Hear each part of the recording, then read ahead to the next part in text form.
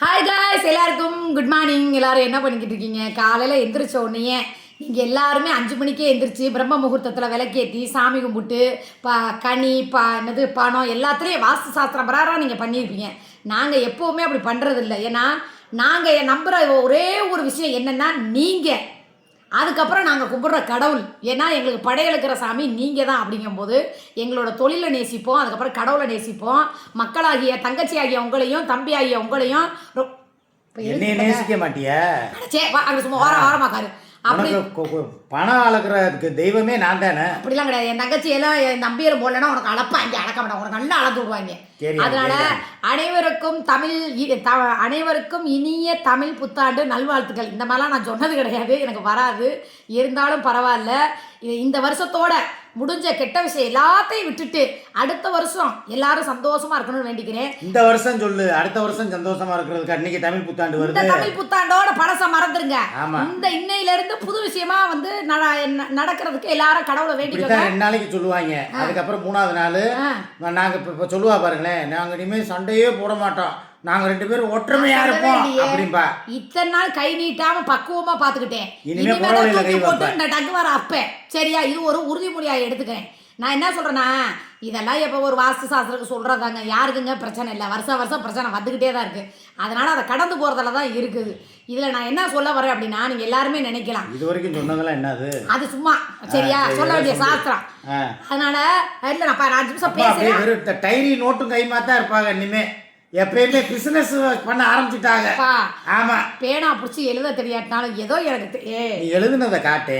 வேணாம்டா பாரு என்ன எங்க இருக்கு அந்த லிஸ்ட். இந்த இருக்கு பாருங்க. வேணாம்டா. தர்மபுரி சக்திவேல், மஞ்சு சென்னை, அமெரிக்கா பொண்ணு கிடையாது பெண்ணு, சசிமா கேவை, ஜட்டி போடவில்லை 1/2 கிலோ, துர்க்ஸ்ரீ சோளம், அது சோளம் இல்ல சேலம். ஆமா, இங்க பாருங்க. அப்புறம் காலையில ஒரு பிள்ளை வந்து சுந்தரி திருப்பத்தூருக்கு திருப்பாத்தூர்னு போட்டு வச்சிருக்கு.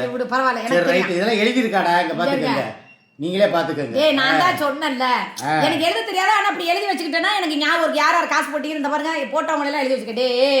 படிப்பு தான் முக்கியம் அப்படின்னு நான் நினைச்சிருந்தா சத்தியமா சொல்றேன், நீங்க நினைக்கிற மாதிரி நான் என்னைக்கோ ஒரு அதிகாரி ஆயிருப்பேன். ஆனா அதிகாரியா என்ன மாப்பிள்ள காலையில கொஞ்சம் கூட கூசாவ போய் சொல்லிக்கிட்டு இருக்க? நீ பிஏ மாமி படிச்ச ஊரைய மாத்தி அதிகாரியாடா, பாத்துக்கங்கடா. டேய் எதுல அதிகாரி? உளவுத்துறையிலே. நல்லா சொல்லுங்க. இல்ல மசாலா அரைக்கிறது ஒண்ணுமே இல்ல. ஒரு 4 இங்கிலீஷ் 4 தமிழ் எழுத படிக்க தெரிஞ்சுதான் நான் இந்த பாருங்க ஒண்ணுமே இல்ல. என்னோட சாமர்த்தியத்தை வச்சு இன்னைக்கு ஒரு சின்ன பிசினஸா நான் ஆரம்பிக்கிறேன்னு. ஆனா கடவுள் எனக்கு கொடுத்த மிகப்பெரிய gift. I love you so much. உண்மையாலுமே என்னால தாங்கவே முடியல. இப்ப காய போட்டு இப்பதான் கீழே இறங்கி வர்றேன். மசாலாவை அப்படி சொல்லு. மொட்டை காய போட்டு கீழே இருக்கிறேன்னா எதை காய போட்ட? மசாலா போட்டு வெயிலே வரல. 8 மணிக்கு போயிட்டேன்னா வேர்க்குது. வெயில் ஒத்துக்கிறாது அந்த அம்மாவுக்கு. அதனாலதான் காலையில 8 மணிக்கெல்லாம் போய் நல்ல ஜாலி மூட்ல பேசிக்கிட்டு நானும் ஜாலி வட்டையா வரும். அதனால புக்கிங் இந்த மசாலாக்கு ஃபுல்லா ஆர்டர் ஆயிருச்சு. இனிமே அடுத்த செட்டு நாளைக்கு போய் நாங்க வாங்குறோம் சரிங்களா. அதனால என் தங்கச்சி இன்னொரு தங்கச்சி இருக்கா, ஸ்பெஷலான தங்கச்சி, அவளுக்கு கொஞ்சம் டிலே. எத்தனை கிலோ அத சொல்லு. எத்தனை கிலோன்னு கேட்டா உங்க எல்லாருக்கும் நெஞ்சு வலி வந்துடும். என்னக்கான்னு அவங்க வீட்டுல வந்து ஏதோ ஃபங்க்ஷன் வைக்கிறாங்களா, அந்த ஃபங்க்ஷனுக்கு இதை வச்சுதான் நான்வெஜ் ஃபுல்லாவே சமைக்க போறாங்கன்னா 10 கிலோ ஆர்டர் கொடுத்துருக்காங்க. 10 கிலோ மசாலா எனக்கு உடனே வேணுக்கா. எவ்வளவு ரூபா? 10,000 ரூபா போட்டிருக்காங்க. ஆமா இந்தா சொன்னா நம்ப மாட்டீங்க. நிமிஷம் மணி எங்கப்பா மணியெல்லாம் காட்டல. இந்த பாருங்க, மணியெல்லாம் வேணாம், நீ அத மாத்திரம் காட்டு. மசாலான்னு போட்டு தெரியுதா? மசாலான்னு போட்டுக்க இங்கிலீஷ்ல. பிள்ளைல உங்களுக்கு இங்கிலீஷ் தெரியும்ல. மசாலா 10,000 ரூபா போட்டுருக்க தெரியுதா? இது எனக்கு தெரியாது, ஏன்னா அவர் நம்பர் தான் தெரியும். அவங்கள்ட்ட பேசியிருக்காங்க. இது வந்து ஃபங்க்ஷனுக்காகவா அவங்க ஊர்ல வந்து. ஏன்னா சூர்யா நாங்கள் வந்து உங்கள் மசாலாவை சாப்பிட்டு பார்க்கல, ஆனால் நீங்கள் சமைக்கிறத வச்சு நீங்கள் சாப்பிட்றத வச்சு நீங்கள் எவ்வளோ சுத்தபத்தமாக இருப்பீங்க அப்படிங்கிறத நாங்கள் நம்புகிறோம். அந்த நம்பிக்கையில் தான் வாங்குறோன்னா என் நகைச்சிகளுக்காக காலையிலே போய் கூட்டி விட்டுட்டு 2 குடம் தண்ணியை ஊற்றி அலாசி விட்டுட்டு பூரா நான் மேலே போய் காமிச்சிருவேன். கண்டு போட்டு போயிடும். இப்போ நான் போய் பண்ணியிருக்கிறத பார்த்தா நீங்கள் விழுந்து சிரிப்பீங்க. 4 ஜோடி செருப்பு, 2 விளக்கமாறு. எதுக்கு? கண்டிசி படாமல் இருக்கிறதுக்கு. அதுக்காக இன்னும் போட்டு காய் நான் கூட எல்லாத்தையும் சேர்த்து போட்டு தான் அரைக்க போறேன். கண்டிஸ்டி பற்றக்கூடாதுங்கிறனால செருப்பு, விளக்கமாறு, கருப்பு துணி எல்லாத்தையும் போட்டிருக்கேன். ஏன்னா என் தங்கச்சியை சாப்பிடுறது சுத்தி போட்டிருக்கேன். சுத்தியில ரவுண்டு கட்டி காஞ்சனாபுரத்துல எப்படி கட்டுவாங்க, காட்டணும்னு எனக்கு ஆசை தான். ஆனா காட்டக்கூடாது சரியா. அதனால இந்த ஒரு செட்டு மசாலாவுக்கு நிறைய ஆர்டர் வந்திருக்குது. நிறைய பேர் கொடுங்க, கண்டிப்பா நான் கொடுத்து எழுதி வச்சிருக்கேன். இந்த பாருங்க அக்கா எல்லாத்தையும் 500 போட்டு எழுதி வச்சிருக்கேன்னா. அக்காவோட தமிழை பார்த்தீங்கன்னா சிரிப்பீங்க. இந்த போட்டுக்க பாருங்க. ஆனால் சிரிக்காதீங்கடி, ஏதோ எனக்கு தெரிஞ்ச தமிழை எழுதி வச்சிருக்கிறேன்டி சரியா. இது எல்லாமே ஆர்டர் ஆகிருக்குது. அதனால் இன்றைக்கி அரைச்சிடுவேன், நாளைக்கு பேக் பண்ணிடுவேன். நம்ம வீட்டுக்கு பக்கத்தில் தான் இந்த எழுதி கொடுக்குறதுக்கு இந்த மூதேவி தான் ஓவராக பண்ணுது. பரவாயில்ல, அதெல்லாம் அப்படி தான் சொல்லுவார். அப்புறம் எழுதி கொடுத்துருவார், பேப்பரில் எழுதி கொடுத்துட்டாருன்னா நான் பேக் பண்ணி அழகாக அனுப்பிடுறேன். நான் அனுப்புகிற ஸ்பூனில் அளந்து போட்டுக்கோங்க. உங்களுக்காக நான் திரும்பி உங்களுக்கு சமைச்சு காட்டுறேன் எப்படி போடுறது என்னன்னு. கூட மல்லித்தூள் வேணும்னா சொல்லுங்கள், திருப்பி மல்லியும் ஒரு 5 கிலோ வாங்கிட்டு அரைச்சி அதையும் தரேன். ஓகேவா? அதுவும் நிறைய பேர் டும்கூர் புளி கேட்குறாங்க. ஆமாப்பா, இந்த பேரும் சட்டி போட இல்லையாவும் கேட்குறான். டும்கூர் புளி அவங்க ஊரில் கிடைக்கலையா? எப்பா டும்கூர் புளிக்கு எனக்கு என்ன வேணுமோ நீங்கள் தெளிவா வாட்ஸ்அப்பில், ஏன்னா டும்கூர் புளி எவ்வளோன்னு தெரியல, நான் லிஸ்ட்டாக பார்க்கணும். அது நான் எதுக்கு சொல்கிறேன்னா, டும்கூர் புளி வந்து நானே ஓப்பனாகவே சொல்கிறேன். முந்தி வச்ச புளிக்குழம்பு, மீன் குழம்புக்கு இப்போ வந்து இவன் இந்த ரசத்துக்கெலாம் இந்த டும்கூர் புளி போடுறா பார்த்தீங்களா? இது எப்படி இருக்குன்னா இனிப்பும் புளிப்பும் கலந்துருக்கு. அது ஒரு டேஸ்ட்டாக இருக்குது. நம்ம சும்மா போய் அந்த சாதாரண புளி கொட்டை எடுத்த புளி இருக்கு, கடுகடுன்னு ஒரு சில குழம்பை கெடுத்துருது. ஆனால் இந்த டும்கூர் புளி வந்து உண்மையிலே சொல்றேங்க, கொஞ்சோண்டு போட்டாலும் போது செம்ம டேஸ்டா இருக்கு. இந்த ரசத்துக்கு எவ்வளவு போட்டேங்கிறீங்க? இந்த உளுந்து ஒரு சோள தான் போட்டேன், ஒரு நெல்லிக்காய் அளவு. இந்த டப்பால வாங்கினா கூட ரேட் ஜாஸ்தி. ஆனா இதே லோக்கல்ல போய் அன்னைக்கு அவர்ட்ட தான் வாங்கினேன், தீத்து போச்சு. இந்த நேத்து காக்குல வாங்கிட்டு விலை கொஞ்சம் கூட தான், ஆனா நல்லா இருக்கும். விலை கூட, அதுல எங்களுக்கு லாபம்லாம் வேணாப்பா.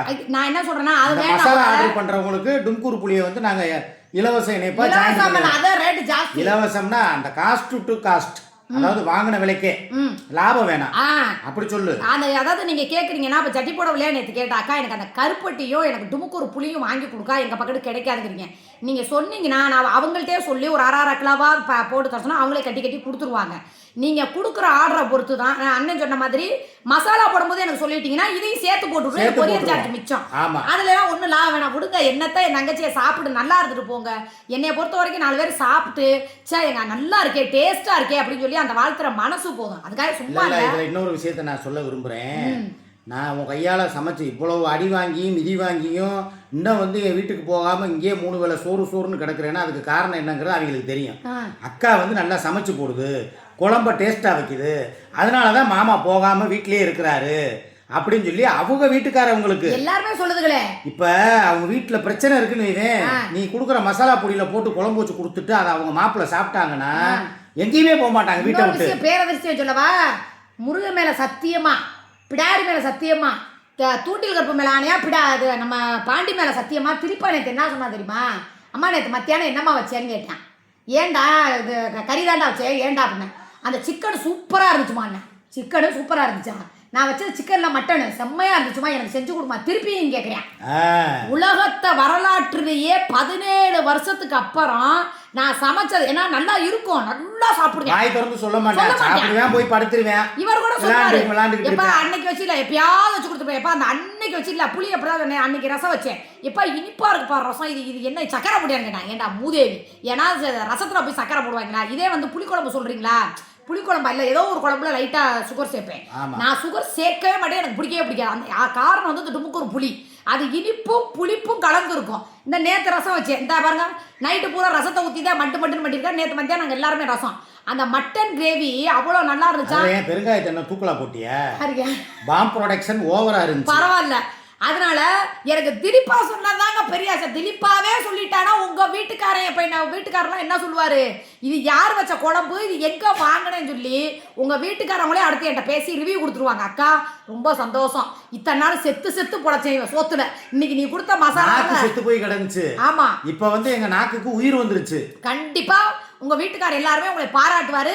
அண்ணே மாதிரியே உங்களுக்கு வந்து கோல்டு வாங்கி கொடுப்பாரு. சரியா, உனக்கு தோடு வேணுமா, செயின் வேணுமா, நீ அவ்வளவு அழகா சமைக்கிற அப்படின்னு சொல்லிட்டு எல்லாம் சொல்லுவாங்களப்பா.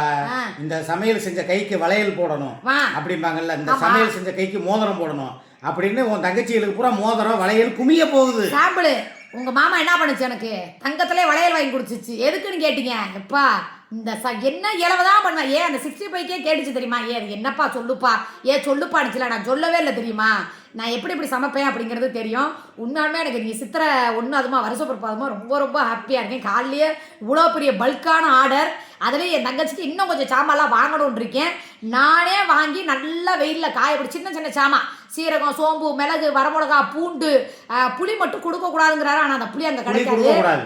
ஏன்னா ஒருத்தவங்களுக்கு வந்து அது வந்து புளிச்சு போயிருமாங்க. எங்க அம்மா சொல்லுவாங்க மற்ற பிள்ளைலாம் பாவக்காய், புளி, கசப்பைட்டம், புளிப்பைட்டம் கொடுக்க கூடாது. சரி, மற்ற பிள்ளைங்களுக்கு என்னது? மற்ற பிள்ளைங்க கேட்குறதுல மற்ற பிள்ளைகளுக்கு கொடு, அது பாக்கெட் போட்டு வர்றது தானே. சரி, ஒரு சில பல்க் ஆர்டர் கொடுக்குறவங்களுக்கு கொடுக்காத. பல்க் ஆர்டர் சரி. எனக்கு சங்கடமா இருக்கு. ஏன்னா அந்த புளி தான் நல்ல டேஸ்ட். சரி, அதை சாஸ்திரம் ஏதாவது கேட்டுக்கிறேன் நான். உடனே ஆல்ரெடி சாமிக்கு முடிச்சு போட்டு புளியை பூரா நான் அனுப்பி விடுறேன்.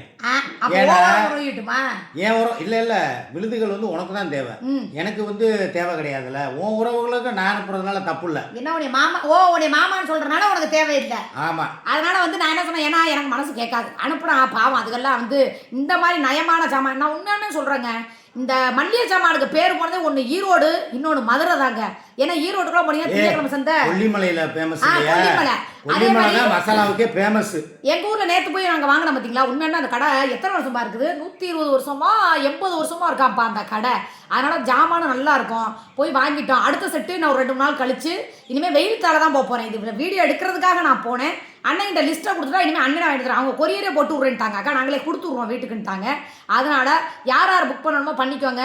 நான் முத ஆரம்பிச்சிருக்கேன். கண்டிப்பாக நான் சுத்தமாக செய்வேன், நல்ல டேஸ்ட்டாகவும் இருக்குன்னு நம்பி தாராளமாக வாங்குங்க. அதுக்கப்புறம் பெரிய ஆர்டரு, கல்யாணம் அந்த மாதிரிலாம் இருந்தால் சொல்லுங்கள். எனக்கு முன்கூட்டியே சொல்லிடுங்க, 10 நாளைக்கு முன்னாடி நான் அரைச்சி கொடுத்துட்றேன். நான் நிஜமானமே எனக்கு ரொம்ப ரொம்ப சந்தோஷமாக இருக்குது. எனக்கு இவ்வளோ தூரம் சப்போர்ட் பண்ணி நம்புறீங்க அப்படின்னு சொல்லிட்டு.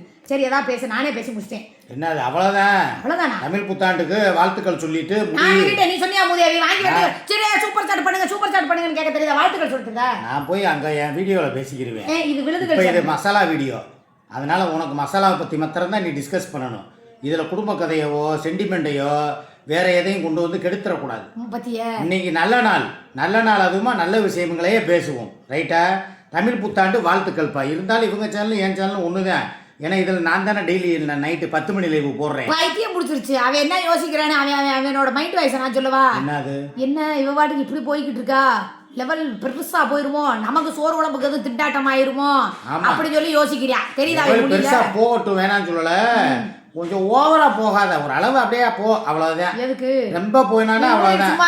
அதிகமான வேகமும் வேண்டாம், அதிகமான இது. திருவாயை மூடிக்கிட்டு இருந்தீனால நானே இந்த அரகுற தமிழா இருந்தா கூட ஒரு படிச்ச பிள்ளைக்கு ஒரு 100 ரூபாய் கொடுத்து கோவைக்கு கேவைன்னு போடுவேன். பரவாயில்ல, எடுத்துட்டு போட்டோம்.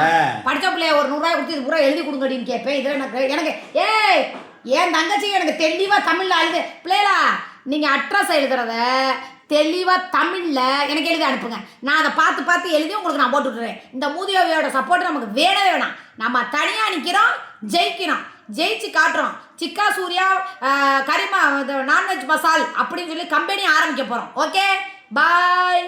இல்ல சொல்ல வந்தது ஒண்ணு, பேர் மாத்திரம் சிக்கா சூர்யா கறி மசால் கடன் போடுற. ஆனா அதுல வர்ற லாபத்துல வந்து எனக்கு பங்கு தருவியா? அதை நீயே உன் கவட்டக்குள்ள போட்டுக்கிருவியா? அதுதான் என்னுடைய மைண்ட்ல ஓடுது. என்ன செய்ய போது பத்தியா புத்தி? அப்புறம் எல்லாத்துக்கும் நான் கூட இருக்கணும். கடைசியில் சம்பாதிக்கிற காசு அப்புறம் என்னத்தை கிழிச்சு விட்டா? மேடம் மாடியில் போய் காய போறியா, இல்லை அள்ளிட்டு வரியா, இல்லை வறுக்க போறியா, இல்லை மிஷின் அரைக்க போறியா, இல்லை பாக்கெட் போட போறியா? ஒரு மண்ணாங்கட்டிக்கிற தெரி ஒரு அட்ரஸ் எழுதி தாடாங்கிறதுக்கு. ஐயோ, இனி என்னை தூங்க விட மாட்டாளே, இனி என்னை வேலை பார்க்க விட மாட்டாளே. எழுதி கொடுங்க இருப்பா. இப்படி ஒரு 4 எழுத்து தெரிலங்க, ஓவரா பண்ணக்கூடாது இல்லடி. இவனுக்கு என்ன தெரியுமா? பண்றேன் பார்த்து செய்யி. நாளைக்கே சத்தி மசாலா, ஆச்சி மசாலா, நம்ம இந்த சக்கரை மசாலா, இந்த மாதிரி ஒரு நல்ல பெரிய லெவல் ஆக மாட்டேன். சூர்யா மசாலா உன் பேரை மாத்திரம் வச்சுக்க, என் பேர் வேணாம். ஏன்? உன் பேர் மாத்திரம் இருக்கட்டும், அதான் நல்லா இருக்கு. சூர்யா மசாலா, சூர்யா மசால் பொடிகள். முத இப்போ கறி குழம்புக்கு ஆரம்பிக்கிற, அடுத்து சாம்பார், அடுத்து ரசப்பொடி, அடுத்து புளியோதரை பொடி, அடுத்து லெமன் சாதம் பொடி. இந்த மாதிரி வரிசையா ஒண்ணுனா படிப்படியா போ. ஆனா எல்லாமே பொடியா போ. ஆமா, அவ்வளவுதான். படிப்படியா போகணும். ஆனா மாமனுக்கு பொடி சிக்காதுன்னு நினைச்சுறாரு. உங்களுக்கு தெரியாது இந்த ஆளை பத்தி. சரியா? எங்க நமக்கு வந்து கறிகாய் இல்லாம போயிருமோ. சரி பிள்ளைகளா, ஓகேடி பிள்ளைகளா, ரொம்ப ரொம்ப நன்றி. முதல்ல நம்ம இன்னைக்கு ஆரம்பிக்க போறோம். எல்லாரும் சப்போர்ட் பண்ணுங்க, ஆதரவு கொடுங்க.